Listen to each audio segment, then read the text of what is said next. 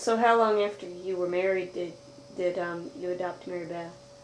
Okay, well, it was, we were at Kennett, Missouri Church, and we'd been married 5 years or 7, something. And the doctor there said, well, if you have children, I'll eat my hat. So that gave us some serious... Did he finally eat his hat? He had died. He was a young doctor. He had died, and we didn't have a close relationship at all. So I wanted to. Was it because of the rheumatic fever that he thought that you wouldn't have children? A medical problem. Oh, okay.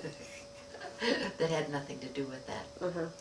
And so then we thought, well, St. Louis Christian Home. So Kenneth got in touch with them, and a convention happened to be in St. Louis before too long. We went out to the home, and I'm quite sure we saw her. Or I didn't see her. Kenneth went out to the home by himself and talked with him, and he's quite sure he saw Mary Beth, but she was a rather sick little baby. She was having a struggle.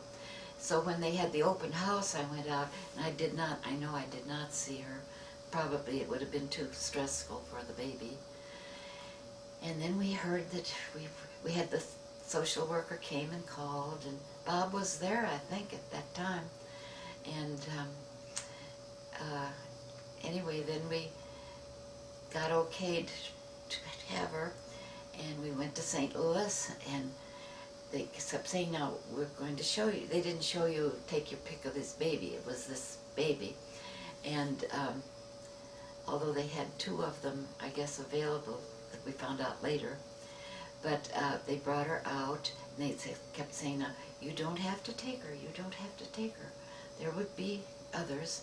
And then they left the room, and we looked at her, and she looked real pretty and real nice. And we decided we wanted her. And so the lady came back into the room, and we told her that we'd like to have her. So we took her home that day.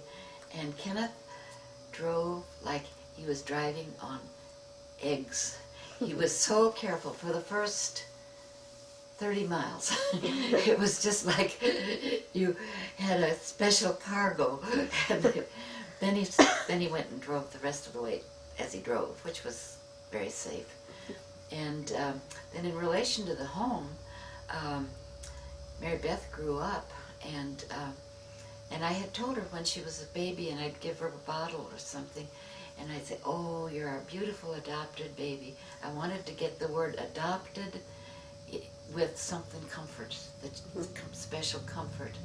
And so I would say, oh, our beautiful adopted baby, sucking on the milk. And so then, I was going to tell you something else. Oh, then when she got older, and she had been at IU, I think, not sure on the time of that, but she was grown, and she was going to go to St. Louis with a friend, and she asked, where did she come from? So I told her where the place was and how she could find it now. And she wanted to go, that was fine, and tried to let her to go there. So she came back. They got back to town about 2 o'clock at night, morning. And the phone rang, and the phone was by my bed because I could think quicker while I'm asleep than Kenneth could. And so I answered the phone, and when she started to talk, I said, Kenneth, go to the other phone, because I knew there was something big coming.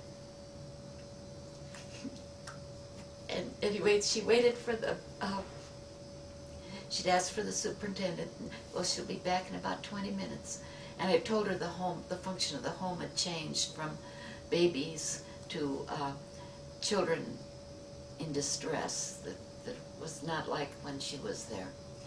And so she said, anyway, we got adopted then, really. Because she said, she and her friend had sat and talked, and then they,